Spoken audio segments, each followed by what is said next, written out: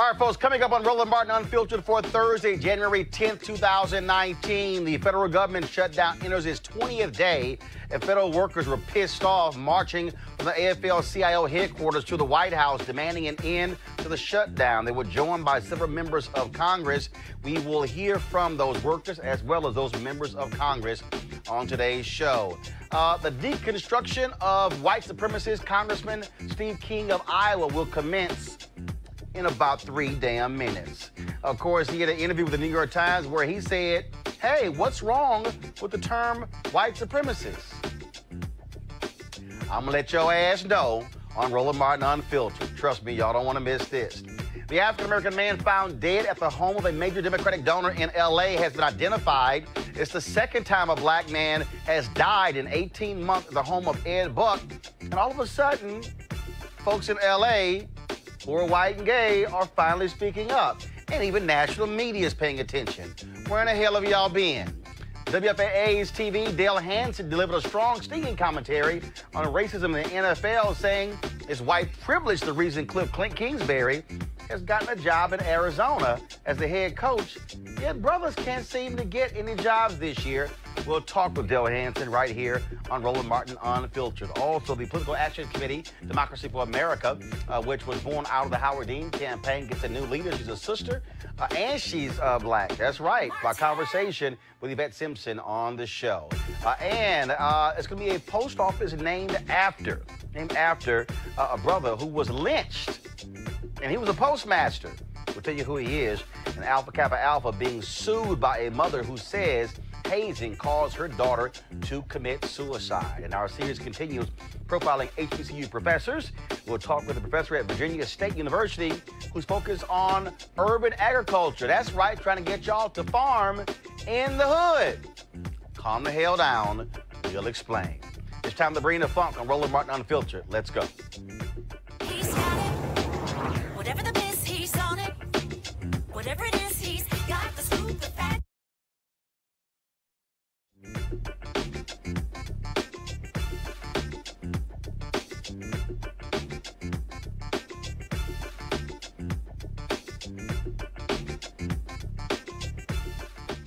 All right, folks, so the partial government shutdown enters its 20th day today.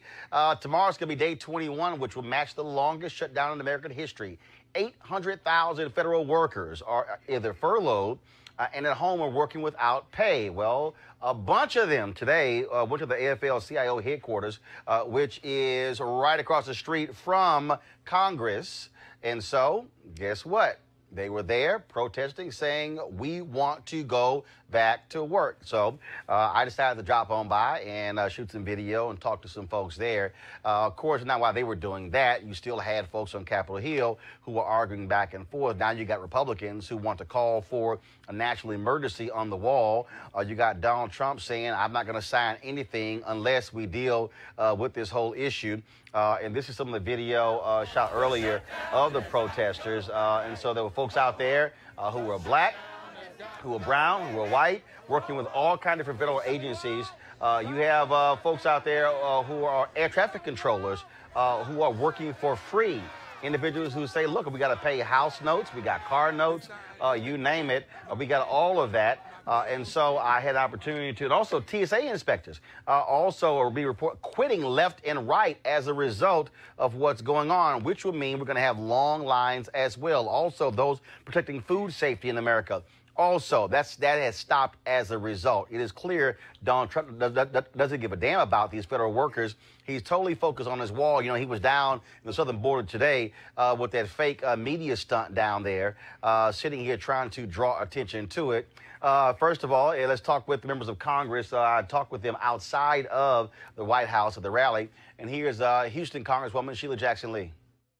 Voting one bill after another. I know that. And if he calls for the emergency order, we'll open the government and we'll just have to sue him on the order. But we want people to be paid. We want to be paid now. So I was just on the floor managing the ag bill to open up ag. And we're going one by one for all these federal workers. Because tomorrow we know that they will never change. We are sending members home to tell our TSO officers, thank them and our air traffic controllers, because they have the security of the nation, the real security of the nation in their hands. So I just want to thank you very, very much. I ran down here so that I could do it in between votes to say that we are with you. I'll let the folk know that you are here and we are you. We are working for access to credit unions, to access to government workers, as you well know, the letters, and I made myself available to any of my government workers. I will call utilities, mortgage, anybody personally, but we want to open the government now. I love you. I love you so much. Thank you, Congresswoman. Thank you. We're going to tell him. We want it open now. He's going to see us over and over again. There is no excuse. We have all the bills. They are bipartisan bills. We put them on the floor. But let me say this. Leader McConnell has got to do his job. He does not understand the Article 1 is the House and the Senate. It is the United States Congress in the Constitution. Article 2 is the executive. None of them can tell the other one what to do. The judiciary is the third. We have to do our work, and then the president has to do his work. But the president doesn't tell the Congress what to do. First of all, they call us congressmen and women, but we're representatives. This is a representative government, and these are the people that we're accountable to.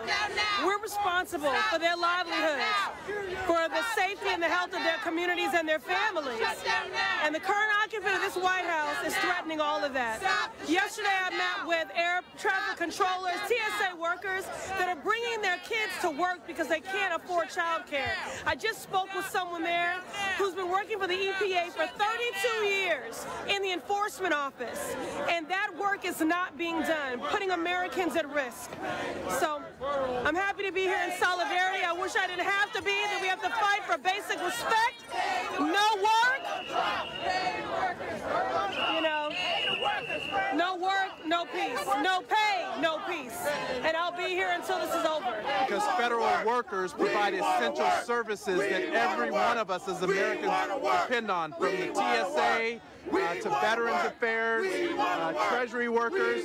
People may not get their IRS refund checks this year because people aren't working right now answering the phones at the IRS. So this affects everybody. It's why we're demanding that the President and Senator McConnell pass the House-approved bill so that we can put people back to work with pay. All right, folks, and of course, those government workers were not happy at all, and here's some of them. I'm accountant with EPA. Why was it important for you to be out here today? It was very important for me to be out here because all us that's in the unions are affected by the government shutdown. Tomorrow we won't be getting a paycheck. We have bills to pay. We have a person that's in the White House that do not care about the average American.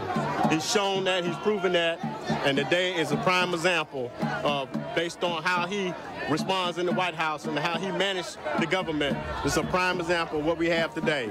Shut down, people out of work for nonsense. I would tell Trump that he need to do his job, which he actually didn't really get in. He stole his way in the White House. And he needs to open the federal government back up. And Mitch McConnell needs to put the bills on the floor so the Republicans can vote for the federal government to open back up. Because some of the Republicans want the federal government to open back up. But Mitch McConnell won't put the bill on the floor to open it, to come to a vote. Mitch McConnell won't do it. So he need to do his job what he got elected for. Which department you work for? I work for the United States Census Bureau. All right, then. Yo, what happened to the other federal worker? Wait, one more on there. I can't believe that. So it was another brother who I talked to. We played the video earlier, had this sign out there. This brother's a 9-year-old son, and he said he had to explain to his son how the life was about to change and what was the trip. We had the video earlier. He had a sign, had all of his bills. Had all of his bills in terms of what his mortgage was, his car, his food, and everything, and saying, look, beginning today, he can't feed his family. He said that this is how it's going to be affected. Now he has to explain. So that's the sign right there. So I don't know what happened to the interview. I talked to the brother, but yeah. So that's the sign there of his various bills, and so yeah, we should. So between now. Get the interview so I can go ahead and play. I got to get the brother some airtime. All right, let's go, y'all. Joining us right now is Deron Cloud, who is organizing food banks for unpaid workers. Welcome to the show. Thank you. It's good to be here. So this is also, there's a story of Loudoun County. They're also considering passing an emergency measure to increase funding to food banks to pay for to help folks with federal workers. And there are people out there who are being asses about federal workers, folks like Donald Trump, who are like, okay, you know, y'all can do whatever. Even they're telling the people of the Coast Guard, oh, have a garage sale. I mean, just the absolute arrogance and the dismissive attitude towards federal workers. As Nancy Pelosi said, it's not like they can be like Donald Trump, go ask daddy for a loan or ask daddy for some money. These are people who literally live paycheck to paycheck. It insulted my conscience. I looked at it and I couldn't believe when you talked about that Coast Guard thing.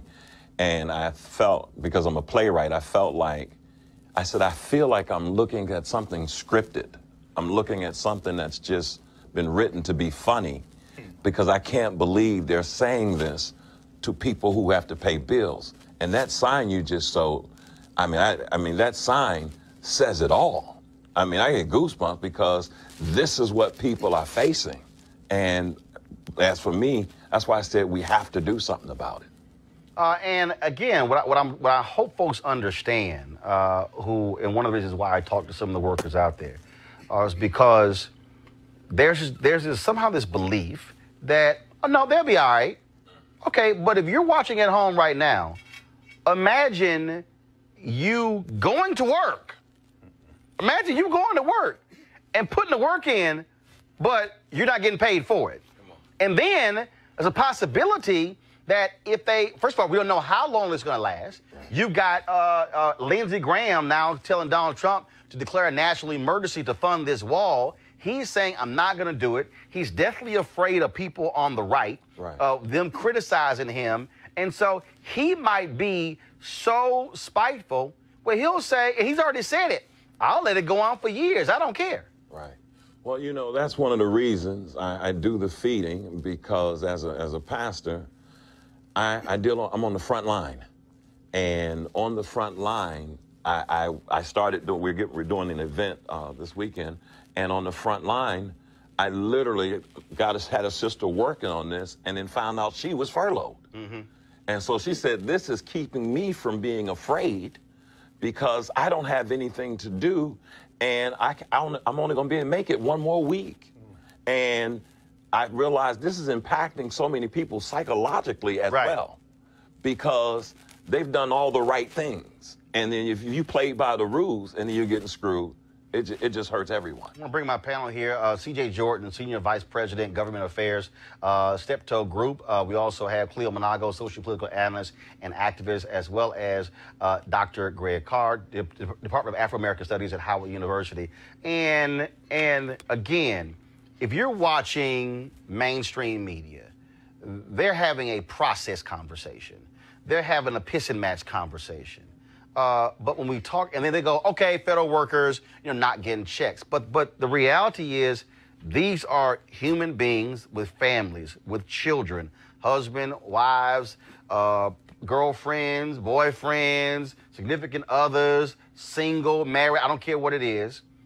And when you talk about how we all shop, most folks don't go shop and then you got enough food to last you 2 months. You're buying food on a week by week or 2 weeks at most. And so if you're all of a sudden now talking about, I can't even feed my family, that is a fundamental issue for 800,000 people. Brother, when you show that sign, $1,100 for child care. Did you see that? $600 for insurance.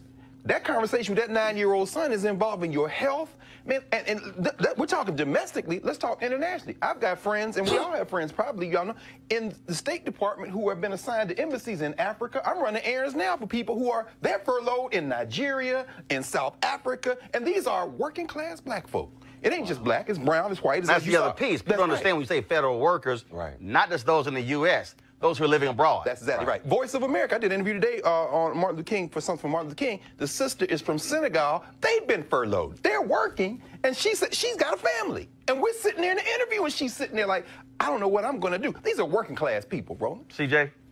I think, look, the president is compassionate. He understands the gravity. Hold up, which president? President Trump.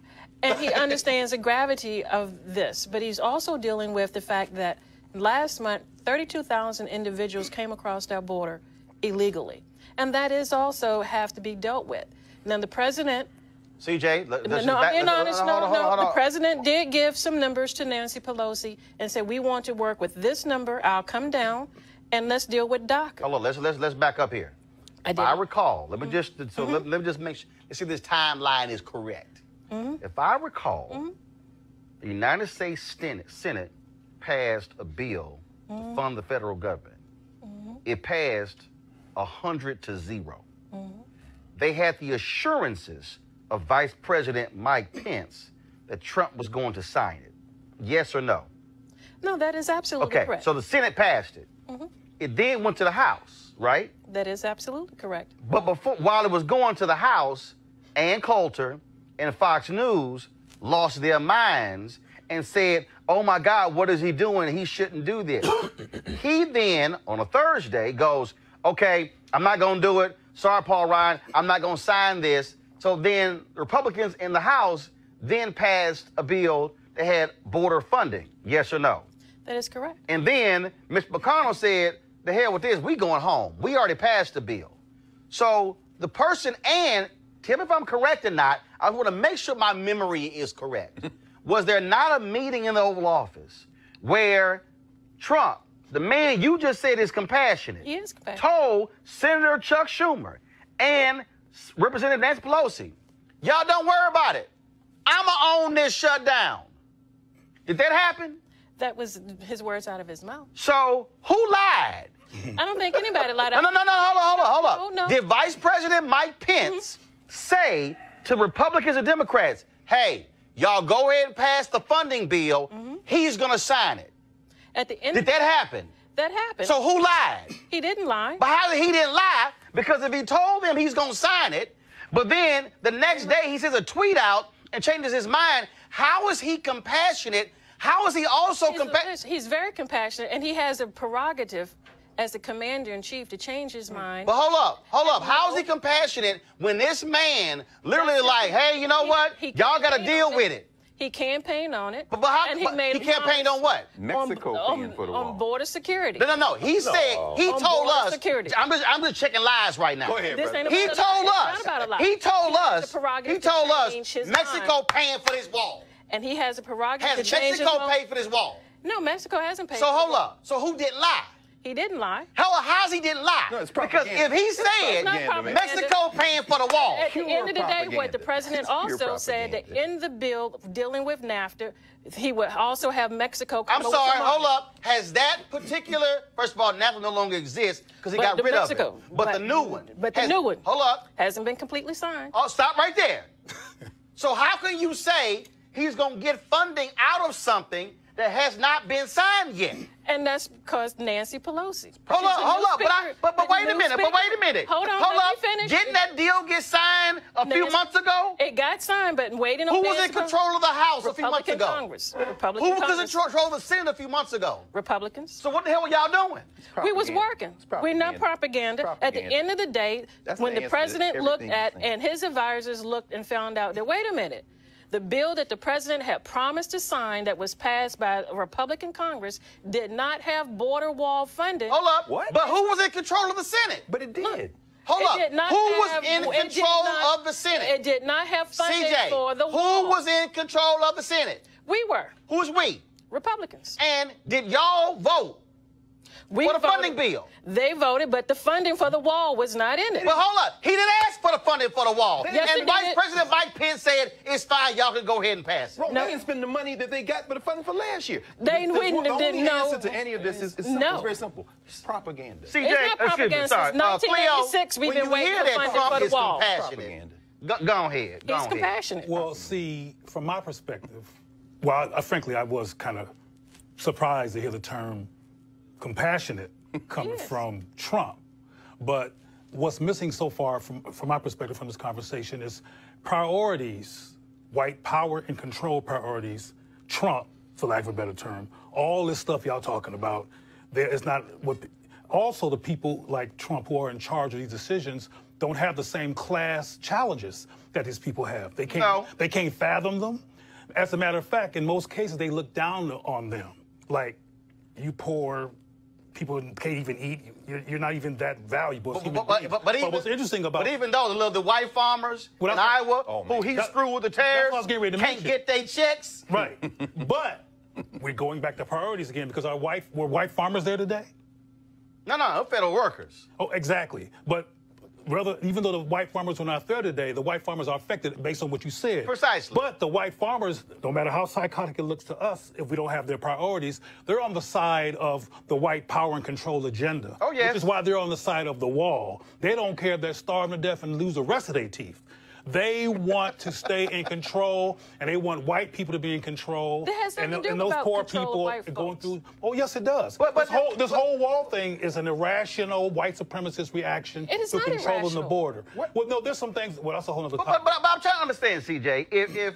If more people are here illegally because they've overstayed with visas, and if more drugs actually come in through points of entry, in fact, today he had all these guns that were laid out that came through points of entry, not across the border, the wall-less border, through the ports of entry, airports. It's like fentanyl coming through. So he's lying. He's lying. No, he's not lying. It's not coming through airports. No, I'm not saying that. Well, no, those guns are not coming. He's saying it's not. Are no, you saying got it is? guns and drugs coming across the border. No, you still have some. Okay, actually, let me help you out. guns and drugs ain't coming across the border, actually coming under the border. Well, through tunnels, which a wall ain't stopping because the wall's not going to drill down 100 feet deep. The worst drugs are coming in through airports. They can't be checked. They're coming from China. And I guess what I don't understand. They're coming from Nigeria. Go ahead, Doc. At the end of the day, we're dealing with a population movement, and that is a crisis. Right. And 800,000 people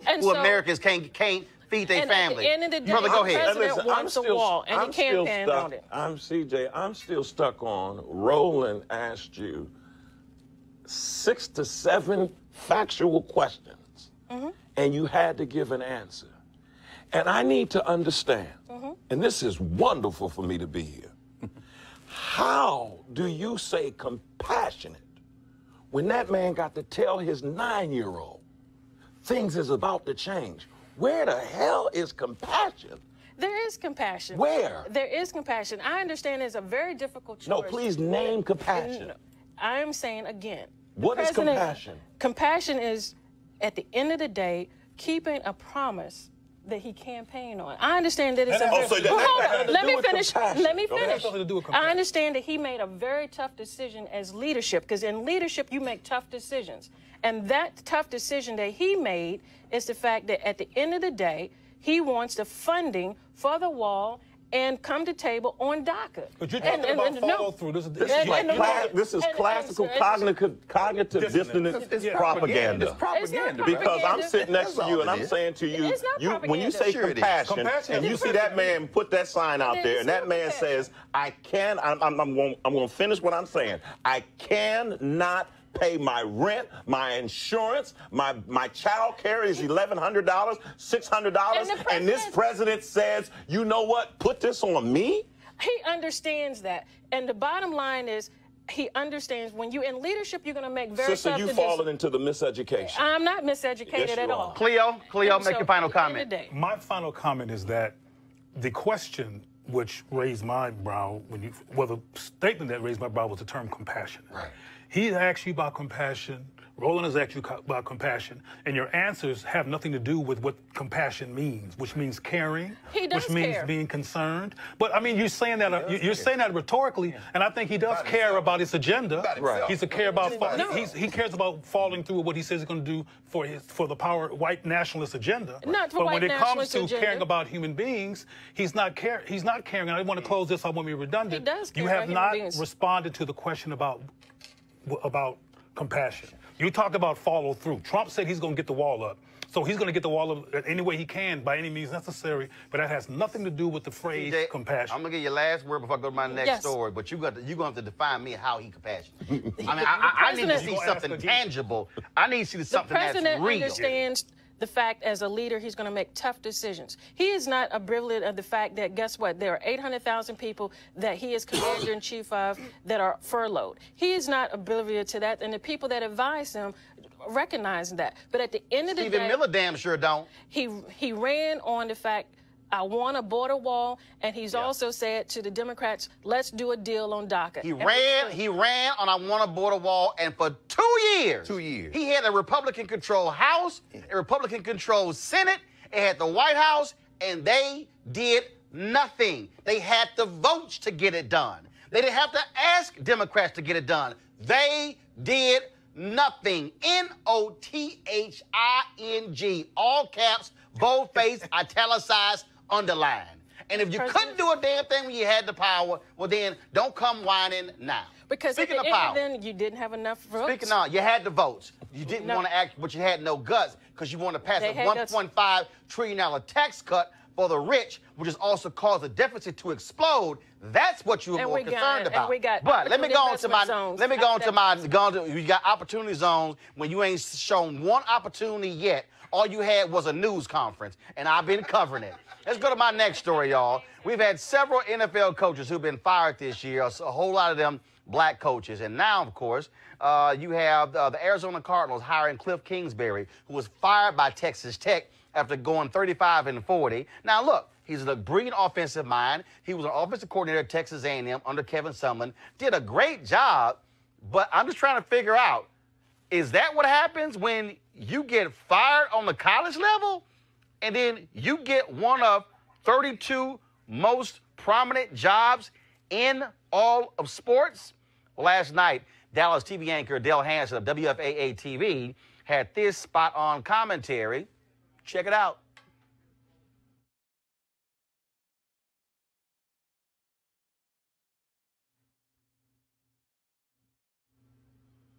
Okay, I have no understanding what's going on with the technical issue. So what we'll do is, instead of seeing the commentary, let's just go ahead and talk to Dale Hansen himself. Dale, how you doing? I'm doing fine, sir. I'm doing fine. All right. Well, haven't seen you in some time since we are on a golf course there in Dallas, but good to talk. First of all, look, now they tell me we had a commentary. Lord Jesus. Oh, okay, so y'all play the commentary, then I'm coming back to Dale. Been a lot of criticism of the Arizona Cardinals hiring Cliff Kingsbury as their new coach. Even my guys Mike and Jonah have been questioning that hire. But Kingsbury fits all the criteria to be a head coach in the NFL. He's an offensive genius, he's young, and he's white. And not necessarily in that order. There have been 6 new coaches hired so far, all white, and 2 coaches of color they are replacing. Stephen Wilkes, fired in Arizona after just 1 year. Vance Joseph in Denver after just 2. But Cowboys coach Jason Garrett is in his 9th year, apparently because he wins so much. A lot of people don't understand how Kingsbury can have a losing record at Texas Tech, no NFL experience, and get one of the 32 NFL jobs. But getting fired at Tech doesn't eliminate him from moving up, at least it doesn't to me. I've had 11 jobs in my life, been fired from 8 of them, and moved up every time. And I am arrogant enough to tell you, I think Channel 8 was right to give me another chance. But I am the product of white privilege in America, and I've never denied that I wasn't either. If they made a poster, my picture should be on it. Getting fired at one place and getting another chance isn't the problem. But young, talented coaches of color not getting the chance, that's a huge problem. The covert racism of the NFL ownership group was so bad, the NFL had to make a rule so that minority coaches could at least get an interview. Cowboys secondary coach Chris Richard has been interviewed, and there are reports saying he might get the Miami job. After what he's done with this Cowboys defense, how could he not? Unless it is true, what black parents have been telling their children for decades now, you have to be twice as good to go half as far. I dream of the day when those parents are wrong, because now they're not. All right, joining us right now is Dale Hansen. And Dale, here's what's stunning to me. What's stunning to me is black coaches are told, go through the system, pay your dues, be a DB coach, be a line coach, and then all of a sudden, get a head coaching job, go to a Division I school, hopefully get one of those jobs and work your way up. And this is, and again, Cliff Kingsbury, nice guy, but there's no way in the world on his resume that the guy has earned to be an NFL head coach. No, he hasn't. I like Cliff Kingsbury. I've talked to him several times, and I do think he is one of those young offensive geniuses that the NFL wants. But there's just no question. My argument is not against Cliff Kingsbury per se. It's against the opportunities that he gets, and so many talented young coaches of color do not get the opportunity. I mean, I do think the Chris Richard situation will be a good test. What Chris Richard has done with the Seattle Seahawks and then coming to Dallas, and what he's done with this defense and being in a position of such a high profile with the Dallas Cowboys, if he can't parlay that into a head coaching job in the NFL, and yet Cliff Kingsbury can, then I think we've identified the problem. Well, same as Eric Bieniemy. I mean, here's a guy who's an offensive coordinator and has done a hell of a job and has paid his dues over a significant period of time. Then also, here's the other issue, because the thing trickles down, that a Kingsbury, or let's say Art Briles' son, who's a hot offensive coordinator who now is at Florida State, well, guess what? Same thing. Charlie Wise's son gets to become an offensive coordinator. I think he's barely 24 years old. And so I always say, well, show me the black guy who's 24 or 25 or 27 who's a brilliant offensive mind, and that also happens. So you have black coaches who don't even get the offensive coordinator jobs in college to even get in position to be a head coach in the college level, and then you can't get on the pro level. Well, this has always been the argument, and I do think it's what President Bush first said. It is a soft bigotry of lower expectations, and I think we see that all the way through. I asked former Cowboys coach Tom Landry this years ago as to why there wasn't any black quarterbacks in the NFL. And his answer was that there aren't any black quarterbacks in college. There aren't, at that time, not many black quarterbacks in college because there weren't many black quarterbacks in high school.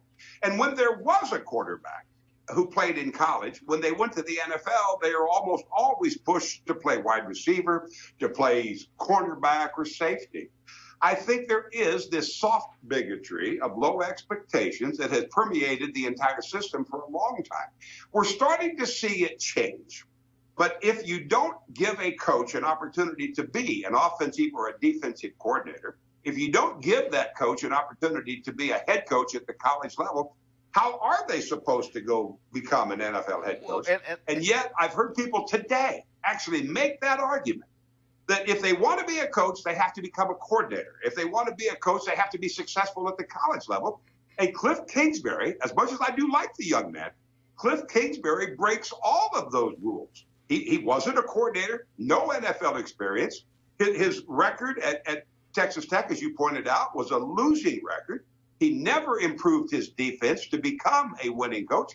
And he jumped straight to one of 32 jobs in America. Well, it's a broken system, and somebody needs to fix it. Well, and also, and again, people criticize Colin Kaepernick and others for protesting police brutality, but the reason they even have the Rooney Rule is because they were threatened with a lawsuit from the late Johnny Cochran and other attorneys.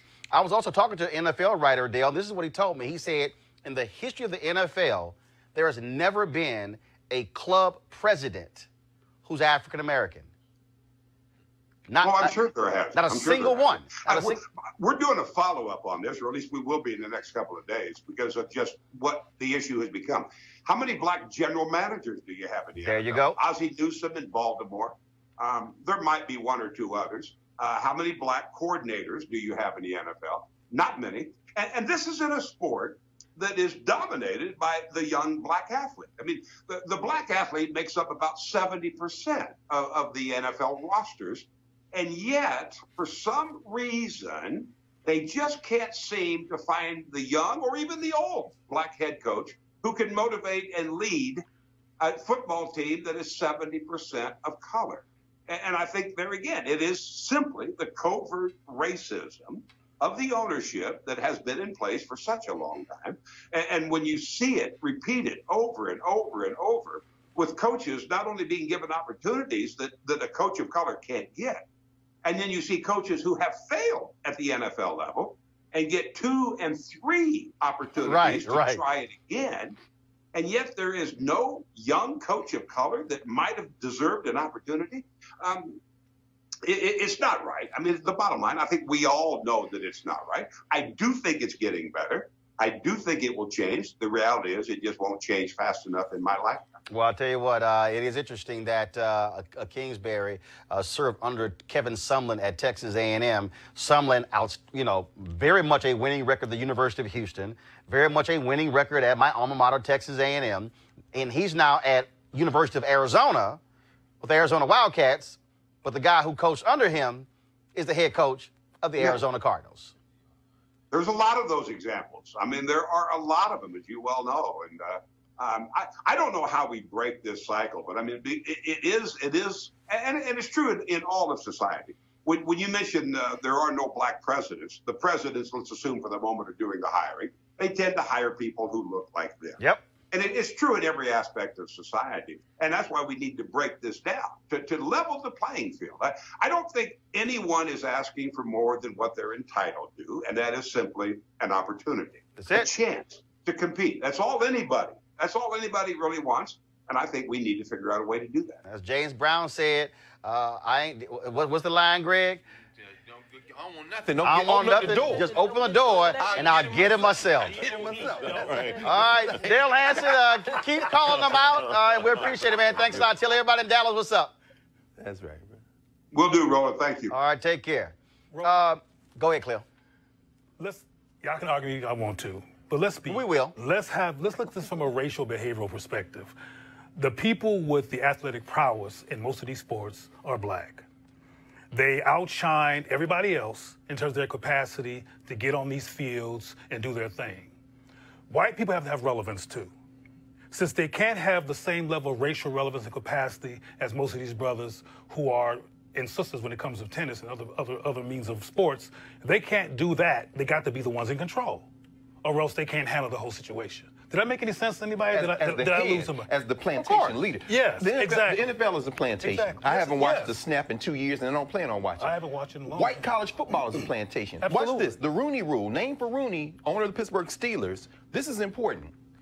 When Dale mentioned Tom Landry, one of the quarterbacks he didn't have to compete against was Jefferson Street Joe Gillum. There you go. Who led the Pittsburgh Steelers to a 4-0 record before they gave the job to an affirmative action candidate out of Louisiana named Terry Bradshaw. Joe Gillum was developed by his father, one of the great offensive minds of HBCU football, Joe Gillum Sr. The NFL coaches in the summertime used to go to the HBCUs and pick the brains of the black college brain trust at the HBCU level. Where am I going with this? Very quickly. Coach at Florida A&M. FAMU. FAMU. Grambling, of course, Eddie Robinson. They lived on the sidelines in the summertime. This is what happens. The labor of the NFL and white plantation college football is black. They also put on their staffs black men to pick their brains, offensive minds who are backfield coaches, who are line coaches. So they have the brothers there to keep it. And then as you get closer to the top of the plantation, just like on a plantation, the guy with the whip, the overseer, the coordinators are white, and the owner of the plantation hires the plantation overseer who is the head coach. What am I saying with this? There are plenty of black coaches. They pick their brains for, look on those NFL staffs and look at who are closer to the labor, and that's where you find the genius. But they would never be allowed to run it because it's a plantation. And it's because they're geniuses in black that white people say, okay, they got all the prowess, but we got to run this because we have to have relevance. And this is why, CJ, go ahead.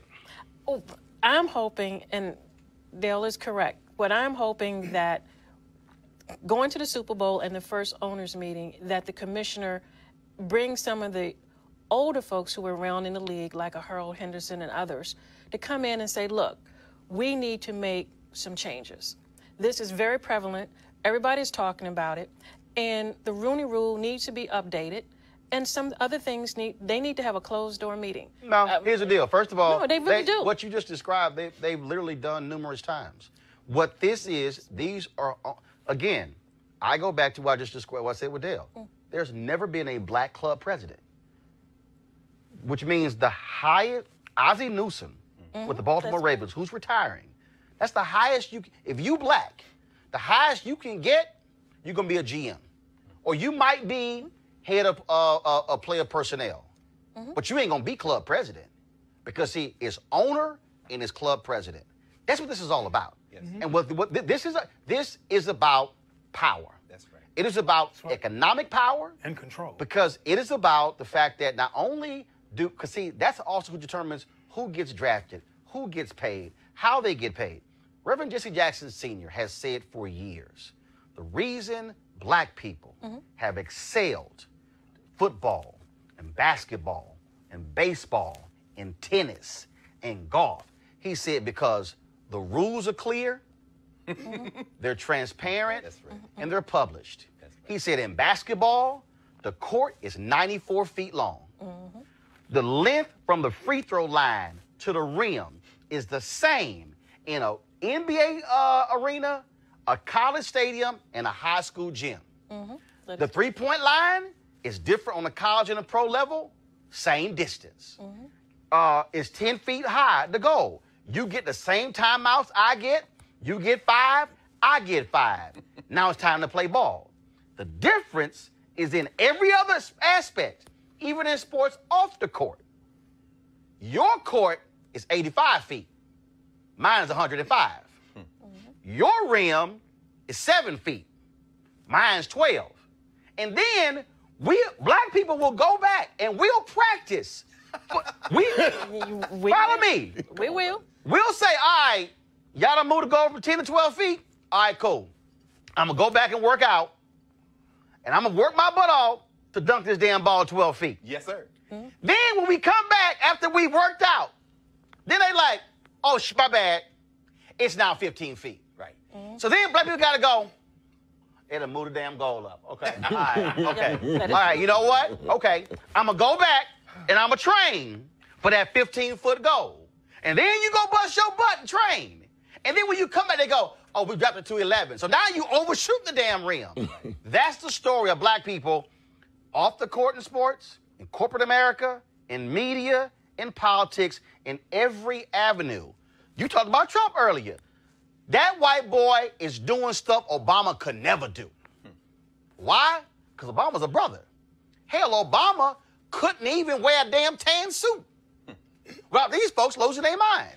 Couldn't get network. In America, there's a standard for white men in America, for white women in America, and everybody else is after them. I'll go ahead. Yeah, I wanted to ask you a question in terms of if there was a black president of the NFL, what kind of power would he have? Well, again, though, first of all, even as an NFL commissioner, the commissioner works for the owners. Okay. That's the problem. So the commissioner has power. Okay. He has leverage. No, let me correct that. The commissioner has leverage. The commissioner has influence. Owners got power. He works for them. The problem with the NFL is ain't nobody black in the room. Because when the 32 get together, you've never had a black NFL owner. So you don't have somebody black. See, it's just like when you have a board of directors. You used to have a whole bunch of all white dudes. And all of a sudden, black folks got on boards. Well, then the white folks on the board couldn't say the same stuff they used to say because you had somebody going like, hey, hell up. It's true. Hopefully you had a brother who would say that because you got some who are not conscious. But the reality is, when black folks have had a seat at the table, we've been able, as Thurgood Marshall said, we've been able to bring all of our blackness to bear. So the conversation now changes because we're here. For the NFL, when the owners go into a meeting, Goodell got to lead a room. He's staff. But Roland, how many black athletic superstars in the NFL during their period of play or even after their period of play has raised the issues that you raised? Oh, a number. Challenged the system? A number. But here's the problem. Here's the problem. Again, there's a difference between influence, leverage, and power. So let me just use Michael Jordan. Michael Jordan is called the greatest basketball player of all time. Michael Jordan used to get pissed off with Jerry Krause and Jerry Reinsdorf in Chicago.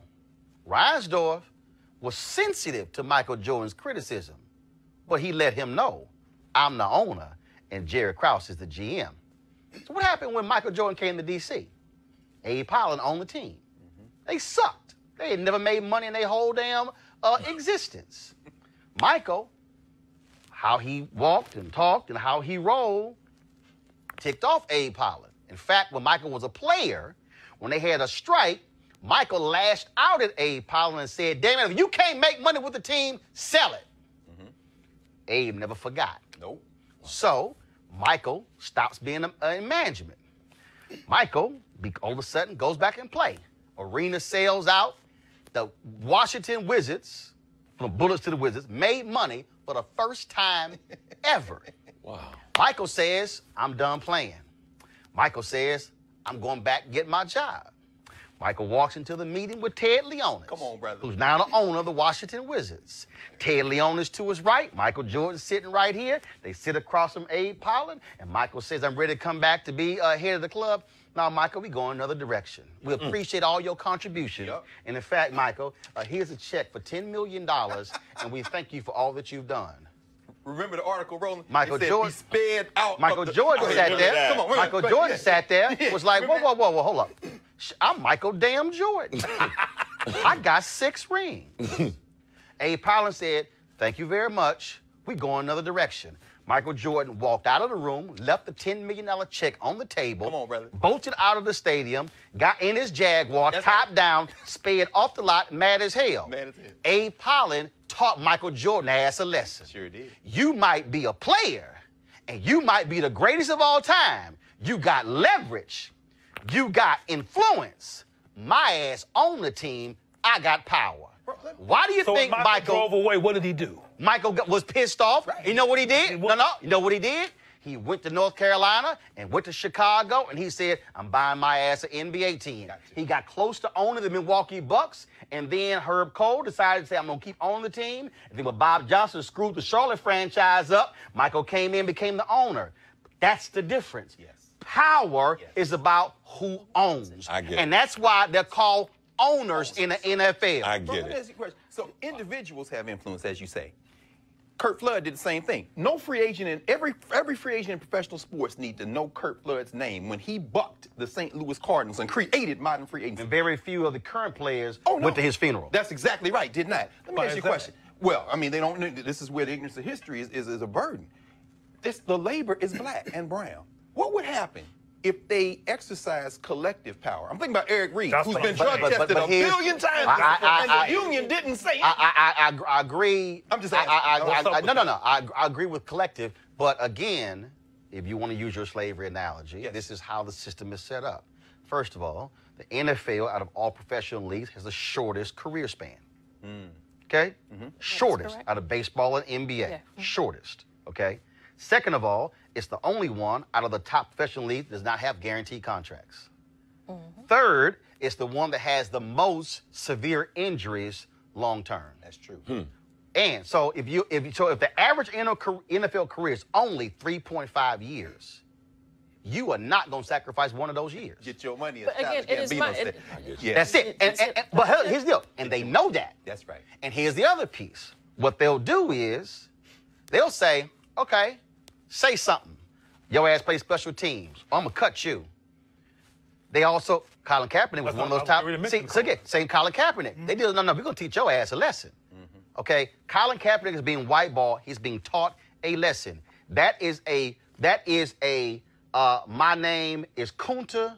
No, you're going to say Toby moment. Yes, indeed. They want Colin Kaepernick to say Toby, which is why when he had his deposition with the Houston Texans and the late owner Bob McNair, he wore his Kunta Kinte shirt to the deposition. That's what's going on. This is a power thing. So as long as no black person is ever sitting in an owner's box, you're not going to have anybody in those meetings checking all white owners. That's the reality of the NFL. Well, the slavery metaphor that he uses is just, unfortunately, extremely perfect. Which is why Bill Roland wrote the book, $40 Million Slaves. Yeah. Well, CJ, final comment before I deal with white supremacy in your party and the House, but go right ahead. It is my hope when they do have the owners meeting that those African Americans who are minority owners of some of these teams participate in the owners meeting and have a very They can't. They're not owners. But have a frank conversation. So whether that's Venus and Serena Williams that have minority Miami Dolphins, you got Kirby John Caldwell, who's a minority owner with the Houston Texans. You got very few African, right. These people are not compassionate. They are compassionate. Well, again, you got people there, but I'm just saying, you got folks there, but the problem exists in terms of really, again, it all boils down to power. All right, speaking of power, y'all, there are 435 members of the United States House of Representatives. Okay, the U.S. House is supposed to represent the people. There are 100 United States senators. Now, we have lived through a nation. First of all, this year in August, we will commemorate 400 years of people of African descent being in America when the first 20-odd Africans arrived in Virginia in 1619.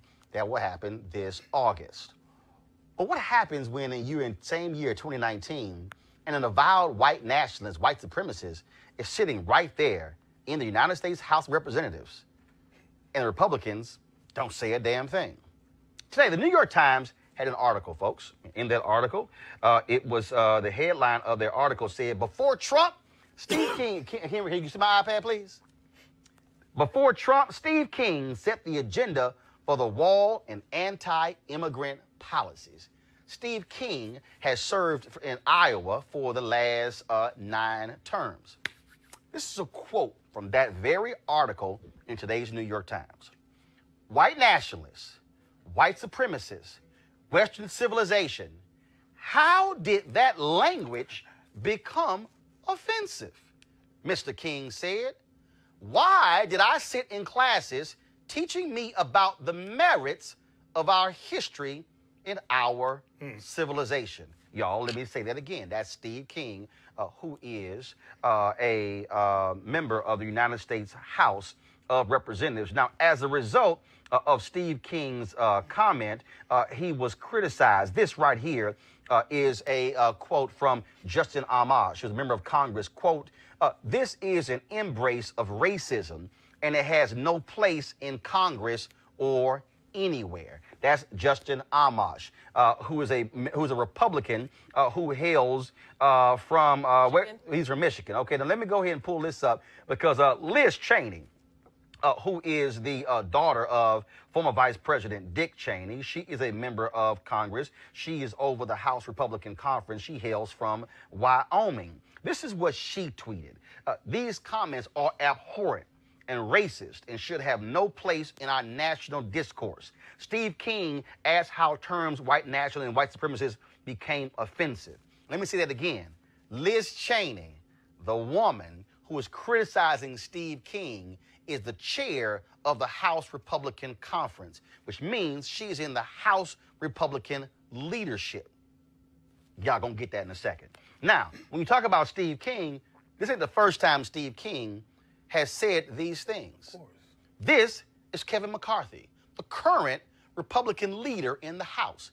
This was prior to the November election when Steve King was running for office. Quote, we watched a new freshman stand up, use this, now I'm sorry, this is the comment where he criticized the sister from Detroit who called Trump an MF. Quote, we watched a new freshman stand up, use this language, get cheered by their base, and we watched a brand new speaker say nothing to her. Y'all, let me just real quick here. Let me just go to my iPad since we on the air, and let me go to Kevin McCarthy's Twitter feed, and let's see here. I am looking at a tweet he sent out 1 hour ago, nothing about Steve King. 6 hours ago, nothing about Steve King. Okay, I'm sorry, now we at 1 day. So basically, I see nothing from Kevin McCarthy critical of Steve King. Here is Jim Jordan. He is, of course, Republican congressman from Ohio. If you need any more proof that Democrats are more focused on stopping President Trump than securing the border and helping the country, look no further than Rashida Tlaib's comment, we're going to go in there and impeach you know what. They can't help themselves. Hold on 1 second right there. So since that was Jim Jordan, let me go on back to Twitter right here, and let me just type in Jim Jordan, and let me see if there's anything on Representative Jim Jordan's Twitter feed. Let's see here. I'm looking on here. Here we go to my iPad. Let's see. 37 minutes ago, nothing. Let's see here. 4 hours ago, nothing. 5 hours ago, 5 hours ago, 8 hours ago. No, there's nothing from Jim Jordan. Now let's talk about Mike Huckabee. This is what Mike Huckabee, Governor Mike Huckabee, formerly of Arkansas. You know, Mike Huckabee, Southern Baptist Convention minister. Mike Huckabee, daddy of the current press secretary, Sarah Huckabee Sanders. Mike Huckabee, former Republican presidential candidate. This is what he said, disturbing, anti-Semitic, Palestinian Rashida Tlaib. There's never been a nation called Palestine, erases Israel from map in her office, and on first day on Congresswoman screams obscenities about Donald Trump. Do Dems support this bigotry and hate? While we are here, let me go ahead and go to my iPad and pull this thing up right here. Y'all just bear with me right here. Let's see. Mike Huckabee. You can go ahead and just take the iPad so they can see me typing in Mike Huckabee, just so they know. Governor Mike Huckabee. Let's see here. An hour ago, a Jim Acosta tweet. Let's see. 6 hours ago, Trump at the border.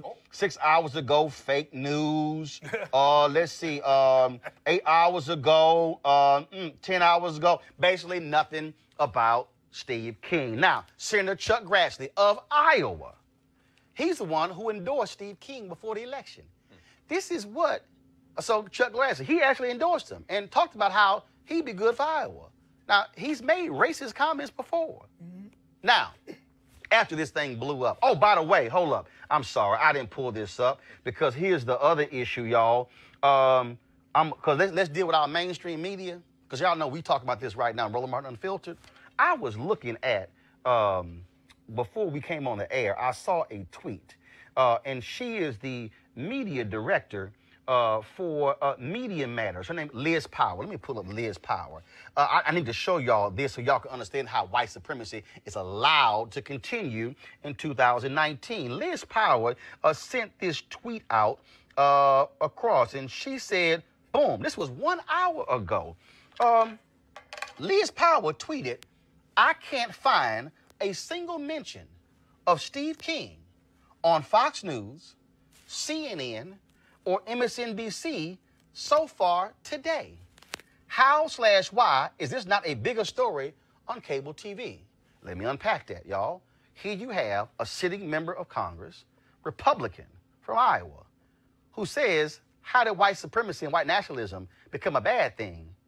And the cable networks, MSNBC, liberal, CNN, Trump loves called liberal fake news, Fox News, no, they weren't going to say a damn thing.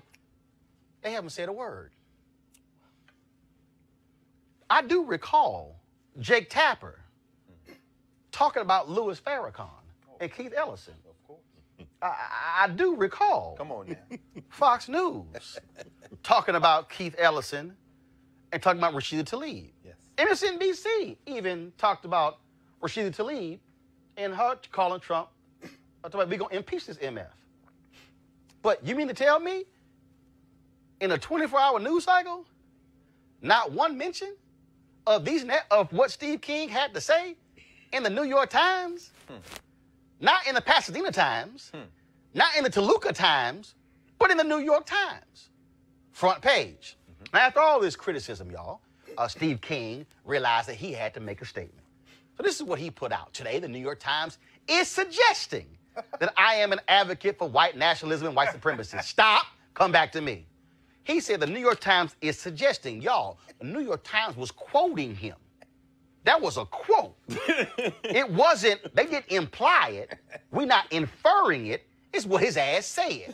Let me keep reading. I want to make one thing abundantly clear, because you know there's some white energy behind that. I reject those labels and the evil ideology that they define. Further, I condemn anyone that supports this evil and bigoted ideology, which saw in its ultimate expression the systematic murder of 6 million innocent Jewish lives. Stop! Wow.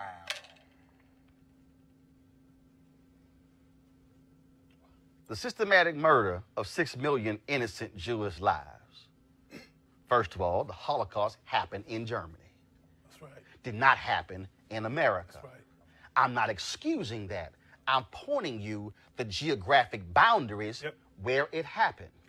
Here is Steve King of Iowa tying this notion of bigotry and racism to the Holocaust. Yet Steve King, in the same statement, says nothing about the Holocaust that took place right here in the United States, that created the United States. While you want to mention the 6 million innocent Jewish lives there, you could have mentioned King Leopold and what he did as a king of Belgium, what he did in the Congo. Oh, but I guess those folks don't count.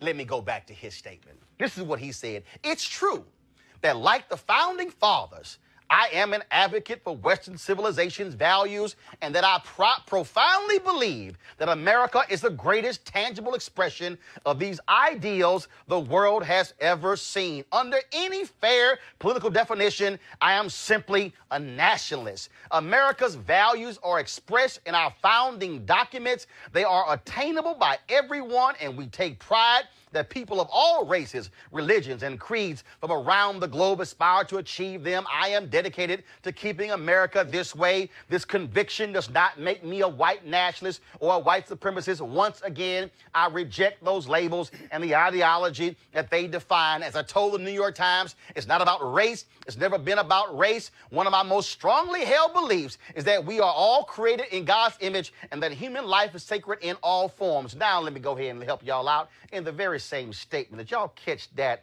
little thing that we saw right there? First of all, in his statement, he talked about the founding fathers, and then he went on, because y'all, I deal in words, okay? And then he said this comment about in our papers. Did y'all catch that? Let me help y'all out. I want to break this down. Bring that beat back. I want to break this down. Quote, America's values are expressed in our founding documents. Okay, I'm going to read that again because some of y'all didn't get that. America's values are expressed in our founding documents. Y'all, Steve King is showing you why he's a white supremacist. Because the founding documents of America excluded black people. The founding documents of America excluded women. The founding documents of America were all about white male landowners. The founding documents of America stipulated that members of Congress were to be picked, not voted upon, picked by other leaders. The founding documents of America said all men are created equal. Thomas Jefferson, the very man who then owned slaves and also felt that black people were inferior to white people. Yes, those are the founding documents. The founding documents of America put white supremacy in its very document. The United States Constitution itself is a white supremacist document because a nation was founded as a white nation for white men. He then criticizes the New York Times, yet in the same article in the New York Times, Steve King makes a comment saying, as he looked across at the Democratic Party, the new members in the House, he said in the same article, look at it, there's no place for white men in their party. But he said, my comment is not about race. So if your comment is not about race, why are you commenting that white men, for the first time, are the majority in the House Democratic caucus? Y'all, here's the real deal. When Steve King talks about Western ideology, what he's saying is we used to be a nation that was all about white men. And damn it, now we got to move the hell over for these Negroes and for these Latinos and Latinas and for the Asians and for the people who are Korean and Japanese and you from the Philippines and you from the Congo and Haiti and Bermuda and Latin America and from other parts of North America and from Haiti and from Africa and all these places. Why can't we go back and just be a nation that was for white folks, that was for white men, where we had all the control and all the power, and we controlled the schools and the government and the economy, and the rest of y'all could just farm the land and work for us and shut the hell up. That is what Steve King wants. But guess who hasn't said a word? GOP chairwoman Ronna Romney McDaniel. Quick to criticize Tlaib, ain't said jack as a white supremacist in her party. Kevin McCarthy, nothing. Donald Trump, nothing. Mitch McConnell, nothing. So Republicans always ask, well, I don't understand why black people just feel that way about us. Why they so sometimey? Because y'all ass sometimey. Because you're going to criticize Tlaib for using motherfucker in reference to Trump, but then you say nothing about a motherfucker who's a white supremacist. Come on, brother. I need you to explain to me exactly who y'all siding with. Should he be censured? Yes. Ben Shapiro, conservative, wrote an article saying, y'all hold up, that's not quite what he meant.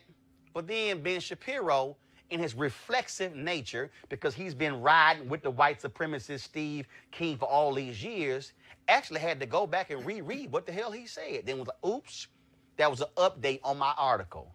He then says he needs to be censured and he needs to be primaried in 2020. Why am I saying all of this? Because the 2019 Republican Party has essentially said, we welcome with open arms a white supremacist like Steve King. We welcome with open arms for him to be in our party. Matter of fact, we will see and hold him and cherish his vote as long as he votes our way. He is still on his committees. They've said nothing. And the media has been complicit because they refuse to say anything about Steve King. You know why? Because, see, we just going to let that thing just slide. Because part of the problem is when you look in mainstream media in the executive suites, they look like the very country Steve King longs for. White men running everything. What y'all need to understand, that this is the modern-day Republican Party. And when Dinesh D'Souza sat in this studio and tried to talk about how Democrats were racist, and they were, I had to remind him, so were Republicans, and so were the Whigs and everybody else, because the reality is America was founded on a basis of white supremacy. That's what the fear is. Earlier, CJ talked about this wall. Why has Steve King talked about a wall? Why is Trump talking about a wall? I keep telling y'all, because they are scared of people of color. The reason the federal government is shut down right now is because of the wall. Because you know who is on the other side of the wall? People that don't look like Steve King. And the people who Steve King represent in Iowa are scared to death because they're like, my God, this used to be our country. When Steve King goes on Tucker Carlson and he's decrying, oh my goodness, what's going on? What happened to our values and our Western ideology? What he is saying is, what has happened? It used to be white people running everything. It's not our fault y'all stopped having kids. It's not our fault that in 10 states in America in the next 5 years, the white annual death rate is going to be higher than the white annual birth rate.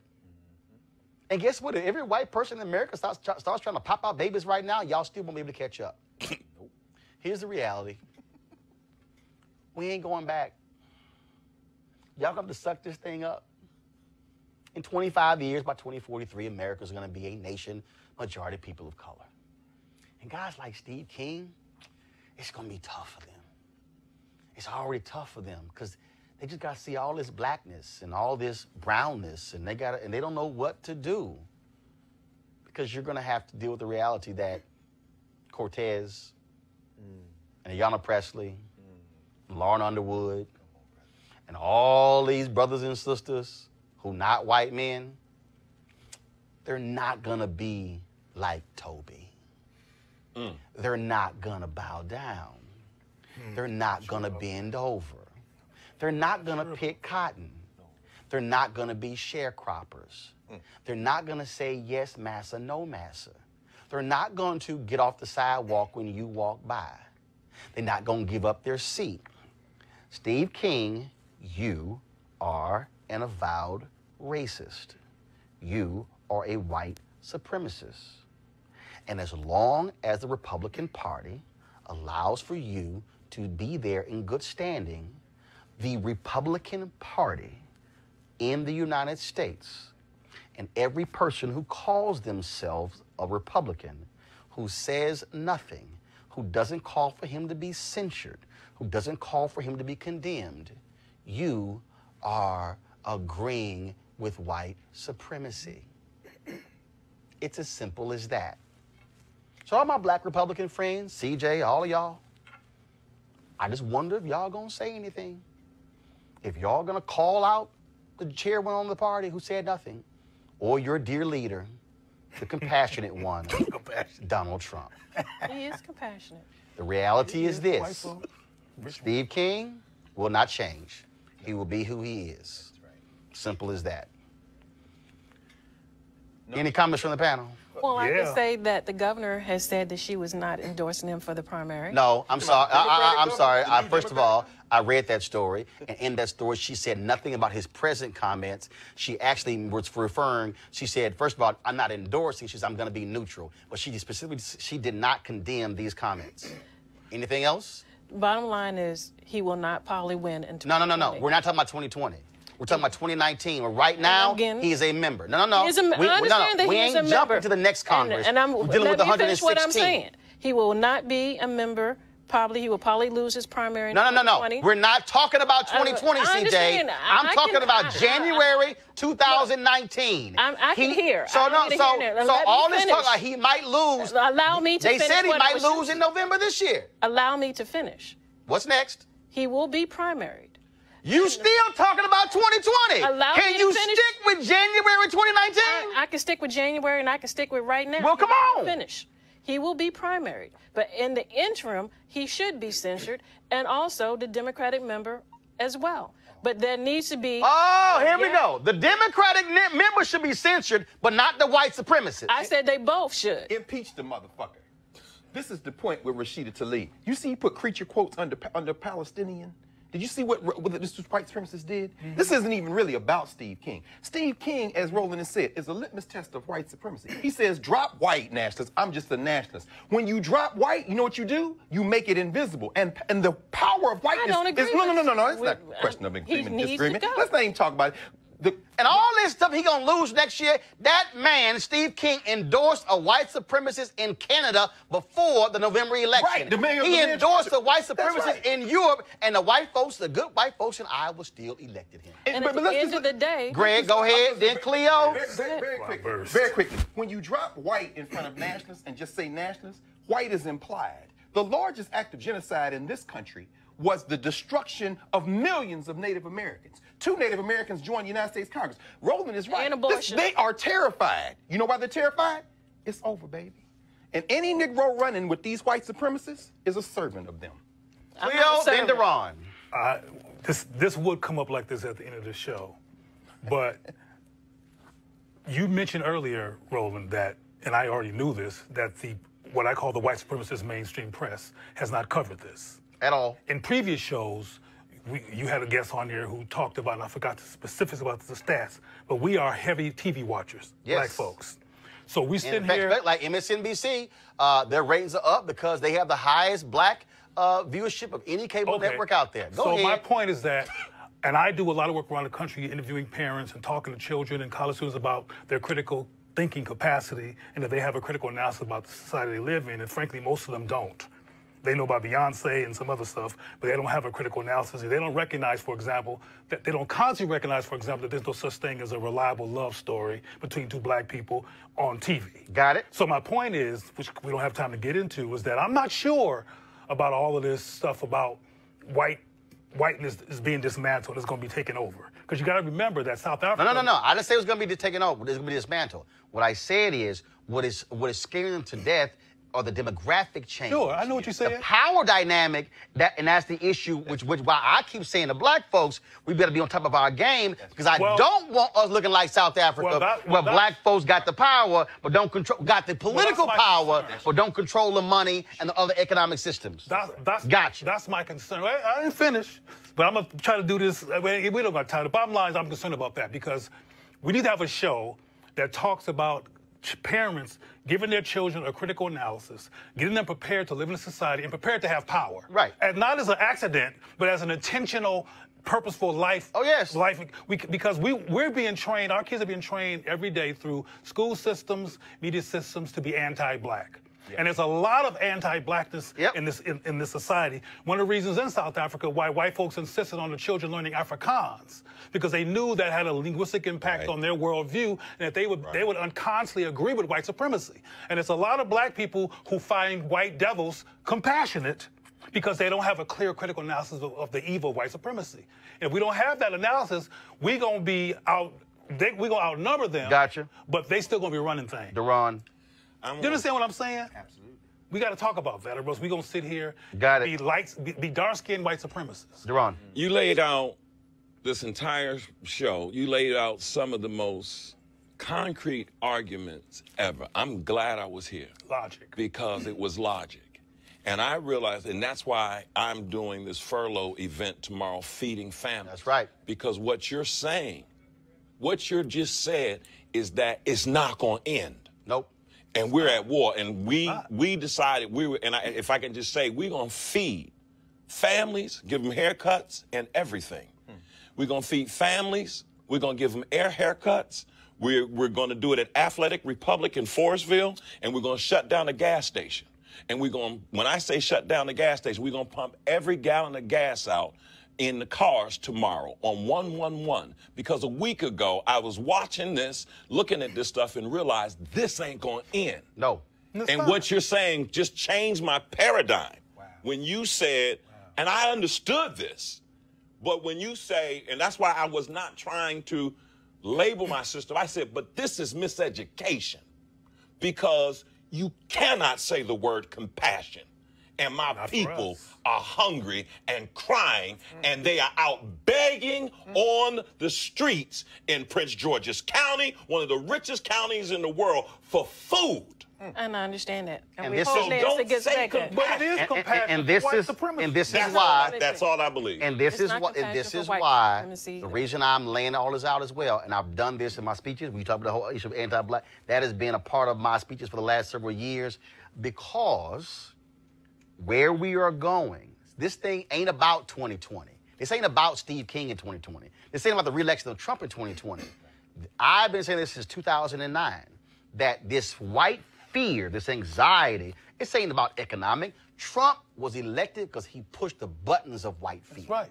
That's what he did. That's why he won 53% of white women. That's why he won college-educated whites, because he was pushing the buttons, because what is so deeply embedded, and I'll dare say this, is some white folks who don't even realize it. They're just like, oh, no, that's just not me. No. But he pressed the right buttons, and this is all about where 2043 and 2045 and 2050, because America, since its founding and before its founding, was a nation that was constructed for white people coming from Europe, coming to a foreign land, destroying the native folks who were already here to establish their own homeland that was about whiteness.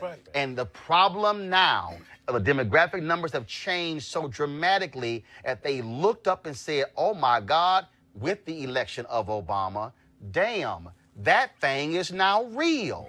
And so now so what happened? Trump comes along, Stephen Miller, that racist, is right behind him. The same Stephen Miller, where Richard Spencer, the white supremacist, said he was my mentor at Duke University. Don't think that ain't combined. He comes along and it's like, no, we're going to keep y'all out. Hey, can y'all send them Haitians back, them shithole countries? Can we stop the immigration from these African countries? Why does Paul Ryan try to get several thousand visas for folks from his native Ireland to come in before he leaves as Speaker of the House? Because they like, how can we import as many white people as we possibly can? Because these people of color are going to be taking this thing over, and we have controlled this since we were founded, and what in the hell are we going to do? And like I said to the white supremacist Richard Spencer, and I even had, I mean, real quick, I even had some Negroes try to tell me, you were scared to call yourself a black man when you debated Richard Spencer. Well, first of all, those of you who don't even know how to debate, I knew exactly what he was trying to establish, and so he wanted me to say I'm a black man, but I totally jacked him up when I said no, I'm a man. Because, see, he wanted to say, I'm a white man, I'm a black man. No, I want to let him know I'm a man. Because it threw his whole argument off. But y'all who don't know how to debate, some of y'all simpletons, y'all didn't understand that. But I told Richard Spencer, I said, you better go work out. Because we ain't going nowhere. And y'all going to have a fight on your hands. And that's what this is about. I just got a text. So this is what Kevin McCarthy has finally commented. Quote, Steve's language is reckless, wrong, and has no place in our society. That's what Kevin McCarthy said. And now which king is this? I'm going to talk to my friend. Oh, and now Steve King is now issued his second statement. He might have as many statements as Kevin Hart. His second statement is, I reject white nationalism. I reject white supremacy. It's not part of any of my ideology. I reject anyone who carries that ideology. Well, then you got to explain to me why you endorsed the white supremacists in Canada last year. Why you endorsed the white nationalists last year. See, I'm just gonna let y'all know. Get him, brother. Real I'm just gonna. He watching this show, right? I'm just gonna let you know. You can't have fleas all over your body and then say I wasn't sleeping with a dog. You can't.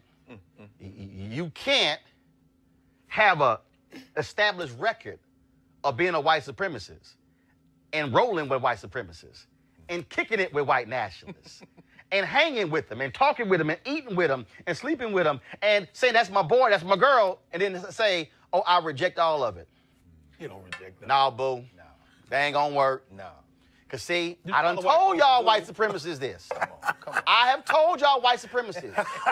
And I'm real clear. I'm the reason y'all didn't want our ancestors to know how to read. Come on.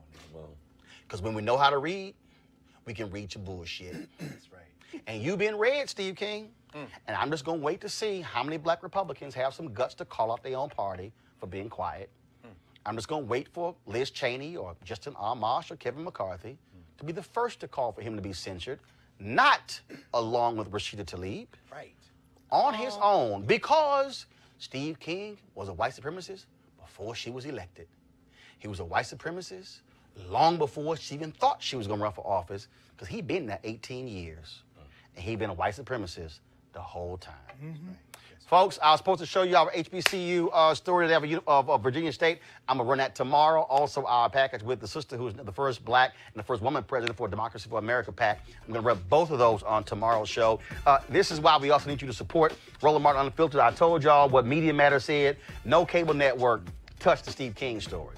This is why this show matters. We're able to break down our stories and break down our perspective. And so I want you to go to RolandMartinUnfiltered.com, join our Bring the Funk fan club. Every dollar that you give to join our fan club goes to support this show, to make this possible. I appreciate we have more than 1,100 folks who are on YouTube right now. So y'all, it builds up. Y'all gonna make me go to a second hour because he's like, y'all slow coming to the show. But here's the deal. If y'all want a second hour, you got to also give to make this thing happen. I'm just letting y'all know. Same thing in church. All right, got to pay for these damn lights, pay for everything else. So go to RolandMartinUnfiltered.com to join our Bring the Funk fan club. We got Cash App, we got PayPal, we have Square as well. All forms to pay. We appreciate that. And then, of course, on the Friday show, we're going to actually have the video of all of our donors who've given so far to make this show possible. And so we want you to become a donor. So don't just sit there and soak all this up and say, oh, man, the knowledge was great. Guess what? You got to fund your freedom and not hope somebody else funds your freedom. And then all of a sudden, when our shows get canceled, like News One Now did, y'all go, what happened? Because we don't fund our own freedom. Deron, CJ, Cleo, Greg, always a pleasure. I appreciate it. Thanks a bunch, folks. If you want to see the repeat of this show, we're going to be on YouTube.com. And the reason I want y'all to go to YouTube, I'm just be real clear, okay? Y'all kill the music for a second. Real clear, okay? Periscope, we don't make no money, okay? Facebook, they ad program is horrible. We make more money when we show our show on YouTube. That's why I want y'all to watch youtube.com/Roland S. Martin. Become a subscriber, click your live notification. When you watch our clips and our repeats, watch them on YouTube. I do the first run on all 3 platforms, but until they able to generate more money for us, if we get more money from YouTube, that's where I want y'all to go as well. It also makes all of this possible, so please do that. All right, folks, y'all have an absolute great one. I got to go. Black Brilliance. That's what the last hour and a half has been. Holla! You want to check out Roland Martin Unfiltered? YouTube.com/Roland S. Martin. And subscribe to our YouTube channel. There's only one daily digital show out here that keeps it black and keep it real. It's Roland Martin Unfiltered. See that name right there? Roland Martin Unfiltered. Like, share, and subscribe to our YouTube channel. That's youtube.com/Roland S. Martin. And don't forget to turn on your notifications so when we go live, you'll know it.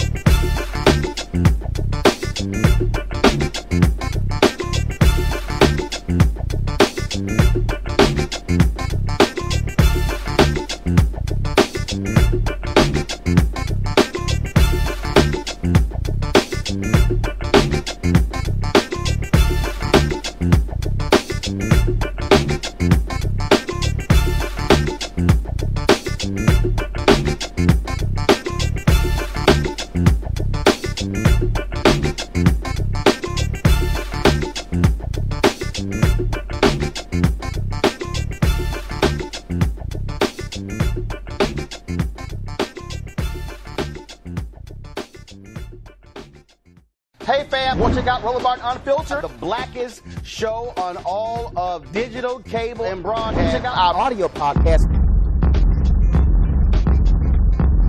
There's only one daily digital show out here that keeps it black and keep it real. It's Roland Martin Unfiltered. Press play. You want to support Roland Martin Unfiltered?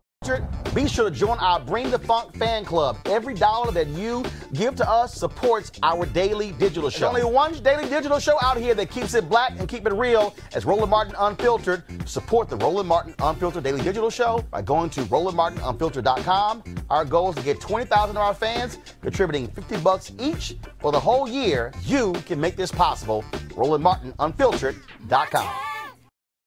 You want to check out Roland Martin Unfiltered? YouTube.com/Roland S. Martin. And subscribe to our YouTube channel. There's only one daily digital show out here that keeps it black and keep it real. It's Roland Martin Unfiltered. See that name right there? Roland Martin Unfiltered. Like, share, and subscribe to our YouTube channel. That's YouTube.com/Roland S. Martin. And don't forget to turn on your notifications so when we go live, you'll know it.